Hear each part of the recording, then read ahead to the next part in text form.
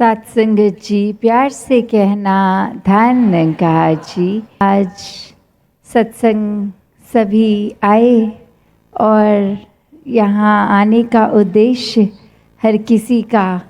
यही कि निराकार से कैसे और ज़्यादा करीब महसूस करें हर समय खुद को। और संतों ने यही आवाज़ दी, चाहे माध्यम कुछ भी रहा हो, भजन का हो, स्पीच का हो, जो अन्य भी किसी तरह काव्य रूप, तो संदेश अगर देखें तो सबने यही पैगाम दिया है कि इस परमात्मा की प्राप्ति जीते जी कर लो। एक ये भी बात सत्संग में आज जो सुनने को मिली कि ये परमात्मा सिर्फ चर्चा मात्र टॉपिक तक ही ना रह जाए, वाकई ही इस परमात्मा की प्राप्ति करनी है। कुछ ये बात वो नहीं कि इंसान अगर आध्यात्मिक है तो बस कभी घर पे 2-4 मेहमान आए तो अन्य और कोई टॉपिक की ऊपर बात नहीं करते हुए परमात्मा के बारे में कर ली, या फिर कभी एक किसी भी समय सिर्फ इस परमात्मा के ऊपर अपनी बात रखी, तो वो परमात्मा के विषय में चर्चा करनी तब वो मुबारक होती है जब वाकई ही इस परमात्मा की प्राप्ति हो गई हो। वरना तो सिर्फ एक कान रस या बोलने तक ही सीमित है। तो उद्देश्य मनुष्य एक तन का इस जोनी में आकर ये जीवन को सफला तभी कर सकते हैं जब वाकई ही सिर्फ इस परमात्मा का नाम नहीं जपा, सिर्फ एक अपने जहाँ जहाँ भी आस्था रखते हैं उधर गए और वहाँ से फिर लौट आए बिना कुछ ग्रहण किए। तो बात वही कि कैसे अपने जीवन में हर समय एक परमात्मा का जुड़ाव हो सकता है, और वो ब्रह्म ज्ञान द्वारा जब ये आत्मा इस परमात्मा को देख लेती है, इसको हर समय अंग संग महसूस करती है, तो ही जीते जी भी फिर जैसे अभी सत्संग में श्रवण भी कर रहे थे कि वो जीते जी ही ये बंधन टूट गए, मुक्ति मिल गई। तो ये भक्ति में कोई भी अगर हम एक रिलीजियस टेक्स्ट उठा लें, वहाँ मोक्ष और मुक्ति की बात है, तो ये संभव ही ब्रह्म ज्ञान द्वारा होता है कि जब एक असली जो एक तत्व हम सबके शरीर में चाहे जितने हैं, पर ये एक प्राइम जो स्रोत है, तो इस स्रोत के ऊपर ही जब हम केंद्रित रहते हैं इस परमात्मा के ऊपर, तो ये जीवन हर समय के लिए एक मुबारक जीवन बन जाता है। एक ब्रह्म ज्ञान लेकर उद्देश्य ये नहीं हो जाता कि अब हमारे जीवन में सच्चाई आ गई है तो फिर हर समय सिर्फ एक हमें संसार में आराम मिलेगा, एक हर समय हमारी स्थिति अच्छी रहेगी। नहीं, ये जीवन है, इसने तो जहाँ मीठा है वहाँ खट्टा भी है, जहाँ कड़वा है वहाँ चीनी भी है, तो ये स्थितियों ने आना जाना है। तो भक्त कभी भी फिर ऐसा नहीं कहता कि मैं कहीं जा रहा हूँ तो मैं एक नंगे पाँव चलूँ और मेरे रास्ते में कंकर पत्थर कांटे ना हो, पर गुलाब की पंखुड़ियों से एक बिछाव रहे, मेरे पाँव एक मुलायम जगह, खुशबूदार जगह ही पड़े। नहीं, भक्त तो सिर्फ चेतन करते हैं कि रास्ता तो कांटेदार भी आएगा, कंकर पत्थर भी होंगे, टेढ़ा मेढ़ा भी होगा, तो अपना एक बचाव कैसे करना है उस कष्ट से। तो भक्त यही समझाते हैं कि अपने पाँव में अगर जूते होंगे तो रास्ता फिर चाहे कोमल हो चाहे कठोर हो, एक उस रास्ते पे चलना किसी भी हालत में वो जूते बहुत आसान कर देते हैं। उसी तरह हम देखें तो जब ये परमात्मा हर समय हम जिसको अंग संग देख सकते हैं, तो इस परमात्मा को देखने के बाद फिर कैसा भी जीवन का एक पड़ाव हो, वो उस तरह भक्त जैसे इस कहानी में जूतों का उपयोग था, वहाँ इस निरंकार को अपनी ढाल भक्त बना लेते हैं। ये सेवा सिमरन सत्संग द्वारा अपने विश्वास को इतना पक्का कर लेते हैं कि फिर कुछ भी उतार चढ़ाव, ये टेढ़े मेढ़े जीवन के रास्ते फिर अपना प्रभाव नहीं छोड़ते, क्योंकि ये रास्तों को एक टापना, एक इस पे आराम से चलना एक भक्त को परमात्मा के एहसास द्वारा आ गया है। तो कैसे अपने जीवन में हर कोई ये भक्ति भरा जीवन जी सकता है। और बात जहाँ ये आती है कि अगर हर किसी का ही ये संभव है परमात्मा की प्राप्ति, तो फिर कितनी दुनिया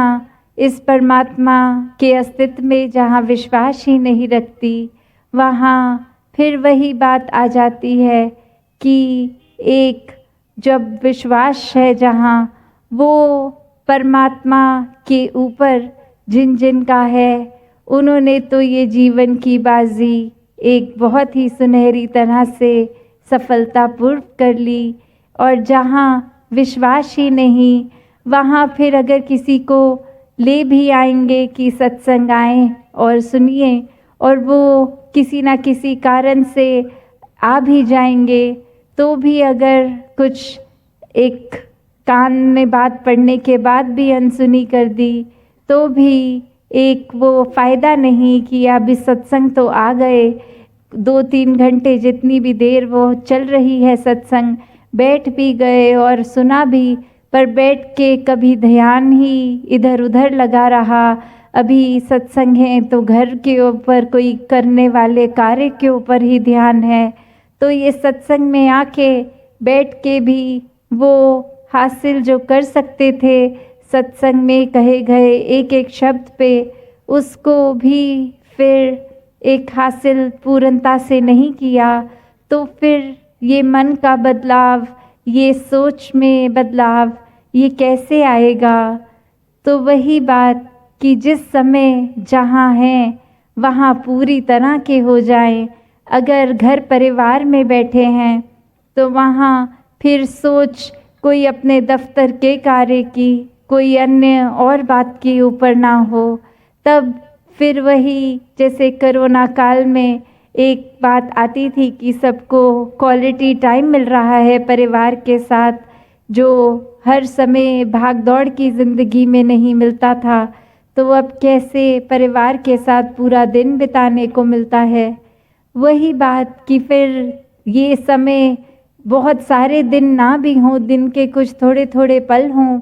उसको जहाँ हैं अगर दफ्तर में हैं तो पूरा डेडिकेशन से अपना वो काम करना, जहाँ पे जब हैं ये सारे कार्य करते हुए एक जो कॉमन फैक्टर होता है वो ये दातार है, ये परमात्मा है, ईश्वर है, निराकार है। कि फिर चाहे घर में भी बैठे हैं, एक निराकार का एहसास करते हुए जब परिवार से बात करेंगे तो एक सोच अच्छी चलेगी, एक शिक्षाएं जो सत्संग से सीखी वो जीवन में लागू होंगी, हमारा बिहेवियर, आचरण उस तरफ जाएगा। दफ्तर में भी बैठेंगे, स्कूल में भी बैठेंगे, अन्य कहीं पे भी, और अपने उस समय को जब जी रहे होंगे उस समय भी अगर इस परमात्मा की याद होगी तो वो हर चीज़ में एक पूरी सफलतापूर्वक अपनी नीयत रखेंगे कि ये हमें डेडिकेशन से काम करना है, हमें अपने पूरे पोटेंशियल से पढ़ाई करनी है। तो बात वही कि हर समय लिविंग इन द मोमेंट वाली जो बात होती है, ये पलों ने आते जाते रहना है, पर इस पल को जो बिता दिया वो पल निकल गया, पर वो पल बिताया कैसे वो इम्पॉर्टेंट है। सिर्फ सांसें ले ली या कुछ ख्याल अच्छे सोच भी लिए तो भी वो जब तक उसको एक अपने जीवन में नहीं उतारेंगे, सिर्फ सोच तक रखेंगे या कोई हाइपोथेटिकल बात सोच लेंगे कि ऐसा आगे कर लेंगे, वो वाले पल भी तब तक जब तक वो किए ना जाए उस कार्य को, तो वो व्यर्थ है। और सबसे बड़ा एक जो व्यर्थ कर देते हैं इंसान अपने जीवन के छोटे छोटे पलों से लेके बड़े बड़े समय तक का, वो ये कि पूरी जीवन में कभी परमात्मा की ओर अपनी सोच को लाए ही नहीं। बस इस जीवन में यही सोच लिया कि एक परिवार में, समाज में जन्मे हैं, तो बस यही हमारे कर्तव्य हैं, इसमें ही हमें उठना बैठना, काम करना, पढ़ाई लिखाई, ये सब ही है। एक आत्मा की जो भटकन है, ये तो एक दुनियावी रूटीन के साथ नहीं दूर होती। आत्मा का जो परमात्मा से मिलन है, ब्रह्म ज्ञान द्वारा जो संभव है, जब तक वो आत्मा का मिलन परमात्मा से नहीं होता, तब तक फिर जीवन में भटकन ही रहती है। तो किस तरह अपने जीवन को हम अपने कर्तव्य निभाते हुए भी इसको मुक्तिमय, भक्तिमय जी सकते हैं, ये एक विश्वास के ऊपर जब आधारित हो जाती है भक्ति, तो आनंद की ही अवस्था फिर हर समय होती है। कैसे हर कोई अपने जीवन में जिज्ञासा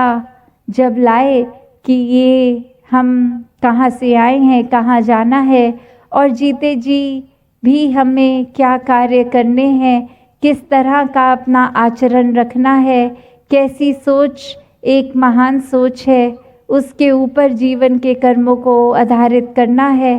कैसे मानवीय गुणों को ही अपनाते जाएं, और उसके विरोध अगर कुछ भी मन में आएगा तो वो नुकसानदायक ही है। क्योंकि अक्सर एक ये भी बात आती है जीवन में कि हम सोचते तो हैं हमें जीवन में हर एक से प्यार, सम्मान, आदर, करुणा, दया, नम्रता, ऐसे ऊंचे भावों के साथ जीना है,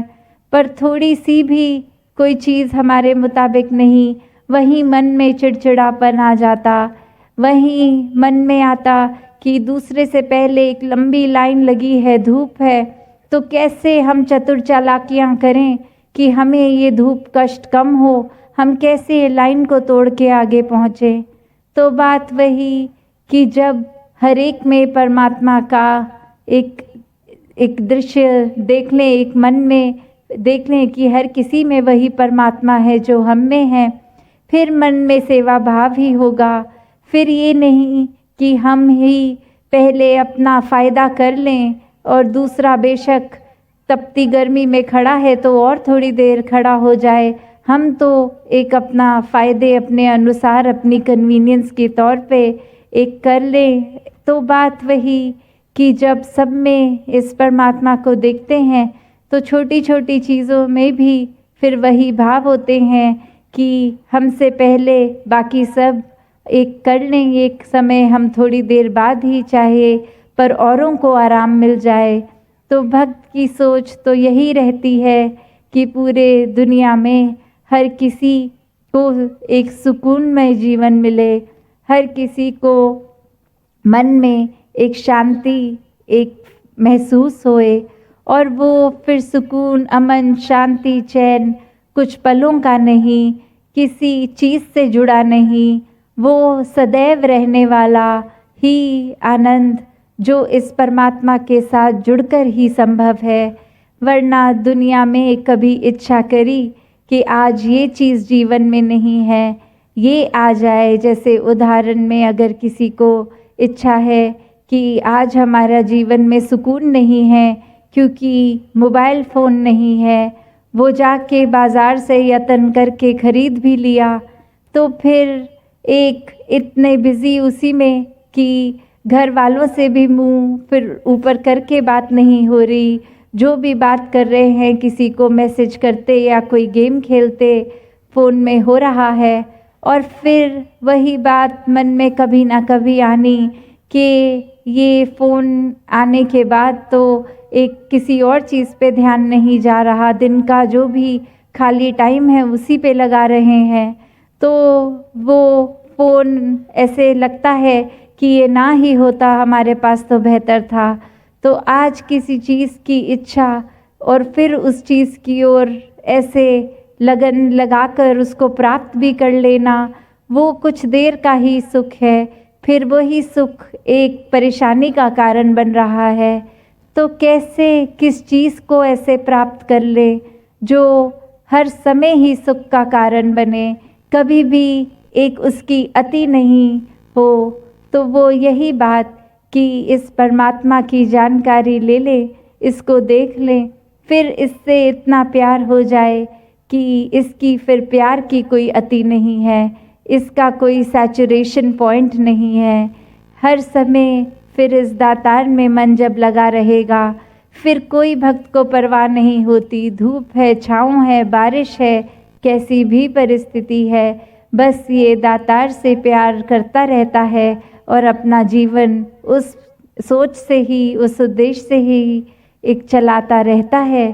तो भक्तों भरा जीवन हर कोई जीता चला जाए, सिर्फ ऊपरी ऊपरी वो भक्त वाले गुण नहीं, अंदर से मन इस परमात्मा से जुड़ा हो, सिर्फ इस परमात्मा का जिक्र नहीं, वो जिक्र को मुबारक करें इस परमात्मा की प्राप्ति से। वरना ये नाम तो हर कोई ले लेता है इस परमात्मा का, पर ये परमात्मा की जो रचना है, इसको जब तक हम उस नज़र से, उस आदर सत्कार, उस प्यार से नहीं देखेंगे, जब तक परमात्मा को अपने हर पल में शामिल नहीं करेंगे, तब तक फिर वो नाम लेना भी व्यर्थ है।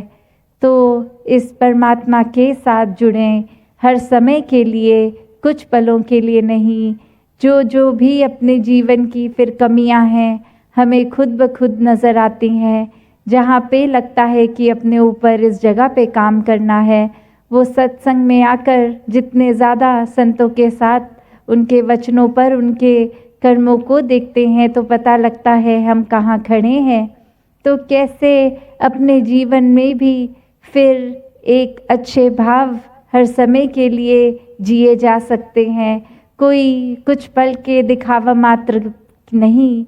तो दासी और समय ना लेके इन्हीं शब्दों से आज्ञा लेगी। साथ संगत जी, धन निरंकार जी।